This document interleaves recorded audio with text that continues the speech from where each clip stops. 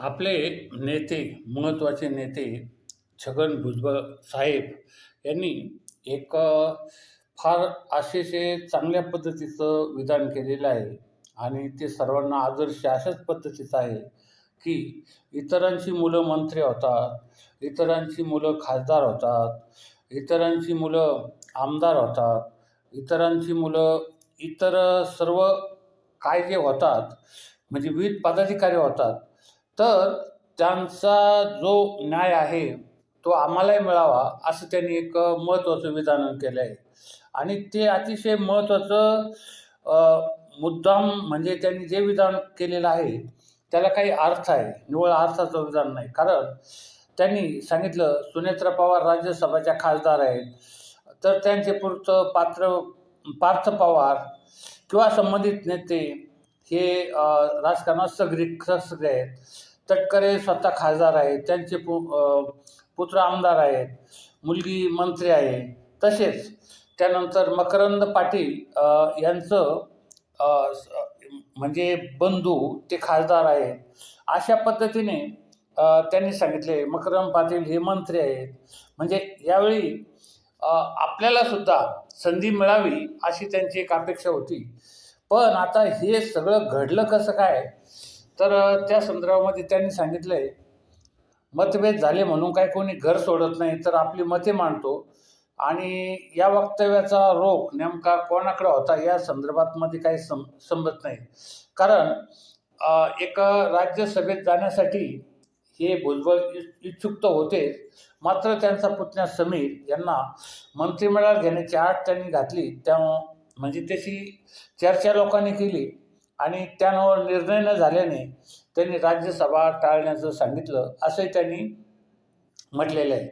उलट जे आपले जे पुतण्या समीर भुजबळ यांना मंत्रिपदाची संधी देण्यात यावी ही जरी मागणी सत्यारास्त असली तरी त्यामधून आपल्याला संधी न मिळाल्याने छगन भुजबळाची नाराजी उघडलेली. जो न्याय इतर नेत्यांच्या मुलाबाळांना लागू तोच मलाही मिळायला हवा असे छगन भुजबळ यांनी म्हटले होते. आता समीर भुजबळ यांनी राज्यसभा आणि मंत्री संदर्भात मोठं वक्तव्य केलं. तर त्यांनी एक समीर भुजबळ यांनी सांगितलं की मंत्री छगन भुजबळ यांची संसदेत काम करण्याची इच्छा आहे. यापूर्वी त्यांना 2-3 वेळा संधी देखील मिळाली, मात्र काही कारणास्तव ते होऊ शकलं नाही. त्यामुळे माझा राज्यसभेवर जाण्याचा विषयच नव्हता. मी लहानपणापासून राजकारणात काम करीत आहे. आधी शिवसैनिक म्हणून काम केलं, साहेबांसमोर राष्ट्रवादीत आलो. त्यानंतर 1999 सालापासून राजकारणात काम करत आहे. पक्षाचा झेंडा बनवणे, चिन्ह ठरवणे, मुखानंद आणि दादर शिवाजी पार्क मैदानातील सभांचं आयोजन करणे, राज्यात सभा नियोजन करणे अशी सगळी कामं करत आलेलो आहे. आज 25 वर्षापेक्षा जास्त काळ राष्ट्रवादीसोबत काम करत आहे. त्यामुळे मला संधी मिळायला काहीच अडचण नाही अशी भूमिका समीर भुजबळ यांनी मांडली. तसेच भविष्यात मंत्रिपदाचा शब्द देण्यात आल्याचे त्यांनी सांगितलं. म्हणजे हा जो प्रकार झाला, भुजबळांनी जे बोलले तर त्या भुजबळाच्या बोलण्याला काही अर्थ होता आणि मग त्यांनी काही उदाहरणंही दिलेली आहेत. आता खुद्द एक महत्त्वाचं म्हणजे पार्थ पवार आणि जय पवार यांनाही संधी देण्यात आली. कुणाला पक्षाचं महत्त्वाचं पद देण्यात आलं, सरचिटणीस पद देण्यात आलं, सचिव पद देण्यात आलं, कुणाला खासदार पद देण्यात आलं. परंतु भुजबळ मात्र त्यांच्या घरात एकटेच राहिलेले आहेत आणि हा जो म्हणजे घराणेशाहीचा जो पायंडा जो पाडला तो एका खासदाराने 1993च्या संदर्भामध्ये पाडला. त्यांनी आपल्या पुतण्याला मुख्यमंत्री होण्यासाठी, आपल्या स्वतःला मुख्यमंत्री होण्यासाठी त्यांनी आपल्या पुतण्याला एक राज्यसभेवर पाठवलं, लोकसभेवर पाठवलं आणि स्वतः मुख्यमंत्री झाले. त्यानंतर पुढं त्यांनी मग असा एक प्रकार केला की आपल्या मुलीलाही उभं केलं, तिला खासदार केलं. त्यानंतर दुसरं आपल्या संदर्भातले जे लोक होते त्या सर्वांना, त्यांच्या मुलांना, त्यांच्या संदर्भित म्हणजे कोणी जर एखादा आमदार वारला तर त्याच्या बायकोला, त्याच्या मुलाला मंत्रिपद किंवा आमदारकी देण्याची जी प्रथा त्यांनी सुरू केली त्याचं आज विशाल वटवृक्षात रूपांतर झालेलं आहे. आता बारामतीचं जर बघितलं तुम्ही, तर बारामतीमध्ये आज मितीला 4-5 खासदार, 4-5 आमदार, 4-5 मंत्री अशा पद्धतीचे झालेले, होऊन गेलेले असे असू शकतात. म्हणजे असे. आता यामध्ये महत्त्वाचा मुद्दा असा आहे, बारामतीसाठी त्यांचा मतदारसंघ बारामती आहे, पण बारामती मतदारसंघासाठी जो निधी मिळतो, तो 5 खासदारांचा निधी, 5 मंत्र्यांचा निधी किंवा 5 मुख्यमंत्री होते त्यांचा निधी किंवा 2 काही आमदार होते त्यांचा निधी, म्हणजे अशा पद्धतीचे जे आकडे आहेत ते आपण अंदाजे दिलेले आहेत. पण एवढ्या लोकांचा निधी एकट्या बारामतीला मिळतो. आता हा निधी समजा एखाद्या रस्त्यावर खर्च केला तर पुन्हा तोच खासदार त्याच रस्त्यावर तो निधी म्हणजे खर्च करत असतो. तिसरा उमेदवार त्याच याच्यावर तो मंत्री निधी खर्च करत असतो. म्हणजे अशा पद्धतीने लोकांची नाही तर सत्ता मात्र त्यांची गब्बर होतात आणि त्यांचे सुद्धा सांगतात, मग आमच्या 10 एकर शेतीमध्ये वांग्याचं पीक घेतलं आणि जवळजवळ त्याचे 1 कोटी रुपये आले. म्हणजे अशा पद्धतीचे किंवा 10 कोटी रुपये आले, अशा पद्धतीचे वक्तव्य काही खासदारांनी केलेले आहेत. म्हणजे तर आता यामध्ये हे जे घराणेशाहीचं रूप जे पालटलेलं आहे, त्यामध्ये राष्ट्रवादी काँग्रेसचा पहिला जरी नंबर लागत असला तरी त्यामध्ये आपले एकंदरीत सगळे शिवसेना, त्यानंतर राष्ट्रवादी काँग्रेस, त्यानंतर जे तुमचे आता त्या राष्ट्रवादी काँग्रेसमध्ये 2 पक्ष फुटले, म्हणजे अजित पवार गट आणि शरद पवार गट. तसंच एकनाथ शिंदे गट आणि एक दुसरा जो आपला एक त्यांचा जो मूळ पक्ष स्थापन केला बाळासाहेबांचे पुत्र उद्धव ठाकरे यांचा गट, त्यानंतर भाजप. तर या भाजपमध्ये असा प्रकार झालेला आहे की भाजपला कोणत्या परिस्थितीत सत्ता हवी, त्यांना कोणत्याच सोयीसुचक नाही. कोणी भ्रष्टाचार केला, कोणी काय केला.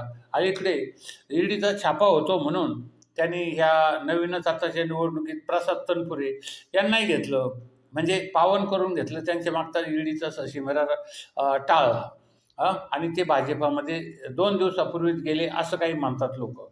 तर हा जो प्रकार झालेला आहे, ही घराणेशाही झालेली आहे की काही. आता एक उदाहरण असलं तर एक बापू पाठारे म्हणून या आपल्या वडगाव शिरी मतदारसंघाचे आमदार आहेत. त्यांनी आपल्या 2 मुलांना, मुलगा आणि सून यांना नगरपालिकेवर, पुणे महानगरपालिकेवर पाठवलं. त्यानंतर 2 मुलीला पुणे जिल्हा परिषदेवर घेतलं. म्हणजे सर्व पदं आपापल्या घरात घेण्याची जी प्रथा आहे ती आता सुरू झालेली आहे. म्हणजे प्रत्येकजण, नगरपालिकेत देखील तोच प्रकार आहे, ग्रामपंचायतीमध्ये देखील आता तोच प्रकार आहे. आणि हा घराणेशाहीचा भाग इतका फोफावलेला आहे की आता कुठलाच असा एक जिल्हा राहिला नाही किंवा कुठला एखादा पक्ष राहिला नाही की त्यामधून ही घराणेशाही जोपासत नाहीत म्हणून. म्हणजे त्यांना कुणीही असा अपवाद नाही आहे. आणि आपले लोकसुद्धा यांना हळूहळू असं त्यांच्यावर मंत्र आणि जादू करण्यात आलेली आहे की कोणाला सुद्धा असं कळणार नाही की यांनी कशा पद्धतीत केलं. एखादा आमदार मेला समजा, तर त्यांचं निधन झालं आमदारांचं अकस्मात किंवा सत्तेवर असताना, तर त्यांच्या पत्नीला ही भावनिक खेळी करायची आणि त्या भावनिक खेळीमध्ये त्यांना निवडून आणायचं. त्यानंतर दुसरा मुद्दा, त्यानंतर त्यांच्या मुलाला उमेदवारी द्यायची, त्यांच्यानंतर त्यांच्या मुलीला द्यायची, त्यांच्या भावाला द्यायची.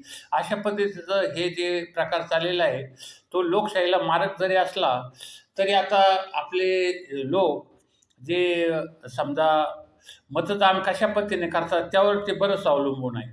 आता या संदर्भात अधिक काही बोलायची व्यवस्था नाही, परंतु भुजबळ यांना जे सांगितलं की आमच्या मुलाबाळांना, मग भुजबळांचे कोण असतील ते पुतणे असतील, मुलं असतील किंवा इतर कोणी असतील, नातू असतील किंवा त्यांच्या घरातील स्त्रिया असतील, यांना कोणीतरी काहीतरी मोठी पदं द्यावीत अशी त्यांची अपेक्षा आहे. आणि मध्यंतरी त्यांनी पदं न दिल्यामुळे येवल्याच्या लोकांनी भर चौकामध्येच बोर्ड लावला की साहेब आता तुम्ही निर्णय घ्या, म्हणजे स्वतंत्रपणे लढण्याची शक्यता ठेवा. आता संपूर्ण हा जो जिल्हा आहे, नाशिक जिल्हा, हा पूर्वी भाऊसाहेब हिरे यांचा जिल्हा म्हणून ओळखला जात होता. परंतु आज हाच जिल्हा म्हणजे एक आपले जे भुजबळ आहेत यांचा जिल्हा म्हणून ओळखला जातो आणि त्यांचं जिल्ह्यातच काय पण मुंबईत देखील फार मोठ्या पद्धतीचं वजन आहे. तर आता यांना संधी द्यावी अशी बहुसंख्य लोकांची भावना आहे. कारण सर्वत्र हाच जर प्रकार चाललेला आहे तर होणार आहे. आता काही दिवसात तुम्हाला समीर भुजबळ हे उपमुख्यमंत्री किंवा अ, राज्या ज्या राज्यात जरी झाले असले तरी एक केंद्रामध्ये हे आपले छगन भुजबळ हे मंत्रिपद होऊ शकतात याची लवकरच लोकांना चुणूक दिसणार आहे. कारण आता 15 ऑगस्टला जे आपल्या वर्धापन दिन झाला राष्ट्रवादी पक्षाच्या, त्या पक्षाच्या कार्यक्रमामध्ये भुजबळ साहेबांच्या हस्तेच झेंडावंदन झालं. तर अशी ही आपली लोकशाही आहे, घराणेशाही आहे आणि ही सर्व म्हणजे कुटुंबशाही आहे. तर या कुटुंबशाहीला आपण प्रणाम करा आणि यामधून तुम्हाला कसं मुक्त व्हायचं असेल ते बघा, कारण त्याला पर्यायच नाही आहे. आणि त्यामध्ये दुसरा एक मुद्दा झाला, हे बापूसाहेब पठारे हे जवळ-जवळ 10 वर्ष कमीत कमी सत्तेवर नव्हते. ते आता त्यांना सत्तेवर आले म्हणजे याचा अर्थ या संपूर्ण मतदारसंघात 10 वर्षामध्ये एकही त्यांना असा उमेदवार मिळाला नाही किंवा एकही उमेदवार झाला नाही, हा एक भाग. त्यानंतर दुसरा महत्त्वाचा मुद्दा, शिर्डी मतदारसंघात 10 वर्षानंतर परत भाऊसाहेब वाकचौरे यांनाच परत खासदारकी देण्यात आली. तेवढ्या काळामध्ये एकही दुसरा उमेदवार म्हणजे तयार झालेला नाही. ही आपल्या लोकशाहीची शोकांतिका आहे.